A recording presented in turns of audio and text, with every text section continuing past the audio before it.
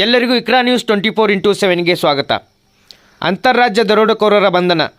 ದಿನಾಂಕ 10/1/2026ರಂದು ಬಾಬಾ ಸಾಬ್ ಹಸನ್ ಡೋಂಗ್ರಿ ರಾಮದುರ್ಗ್ರವರು ಗಂಗಾವತಿಯಿಂದ ಕೊಲ್ಲಾಪುರಕ್ಕೆ ಲಾರಿಯಲ್ಲಿ 25 ಟನ್ ಅಕ್ಕಿ ಲೋಡನ್ನು ತುಂಬಿಸಿಕೊಂಡು ಬರುವಾಗ ಆರೋಪಿತರು SK ಅಂತ ಬರೆದ ಇನೋವಾದಲ್ಲಿ ಮತ್ತು ಬಿಳಿ ಬಣ್ಣದ ಸ್ಕಾರ್ಪಿಯೋದಲ್ಲಿ ಬಂದು ಸೈದಾಪುರ ಸಮೀಪದ ಲಾರಿಗೆ ಅಡ್ಡಗಟ್ಟಿ ಚಾಲಕನನ್ನು ಹೊಡೆದು ಅಪಹರಿಸಿಕೊಂಡು ಅದರಲ್ಲಿನ ಮಾಲನ್ನು ದರೋಡೆ ಮಾಡಿ ಕಾಗವಾಡ ಹತ್ತಿರದ ಲಾರಿ ಹಾಗೂ ಚಾಲಕನನ್ನು ಬಿಟ್ಟು ಹೋಗಿದ್ದರು.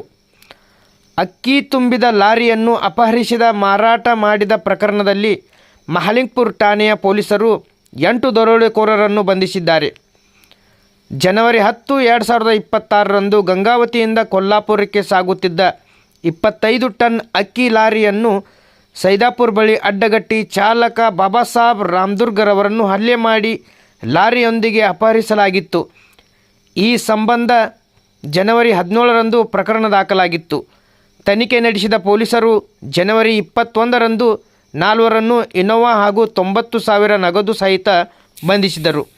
ಜನವರಿ 24ರಂದು ಮತ್ತಷ್ಟು 4ರನ್ನು ಸ್ಕಾರ್ಪಿಯೋ ಹಾಗೂ 3 ಲಕ್ಷ ನಗದು ಸಹಿತ ಬಂಧಿಸಿದ್ದಾರೆ. ನಗದು ಮತ್ತು 2 ವಾಹನಗಳನ್ನು ವಶಪಡಿಸಿಕೊಳ್ಳಲಾಗಿದೆ. ಇನ್ನಿಬ್ಬರು ಆರೋಪಿಗಳು ಪರಾರಿಯಾಗಿದ್ದಾರೆ. ಬಂಧನಕ್ಕೆ ಪೊಲೀಸರು ಬಲೆ ಬೀಸಿದ್ದಾರೆ.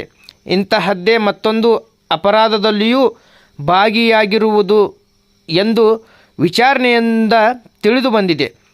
7 ದಿನಗಳಲ್ಲಿ ಪ್ರಕರಣ ಭೇದಿಸಿದ್ದ ಪೊಲೀಸರ ತಂಡಕ್ಕೆ ಬಾಗಲಕೋಟೆ SP ಸಿದ್ಧಾರ್ಥ ಗೋಯಲ್ ರವರು ಬಹುಮಾನ ಘೋಷಿಸಿದ್ದಾರೆ.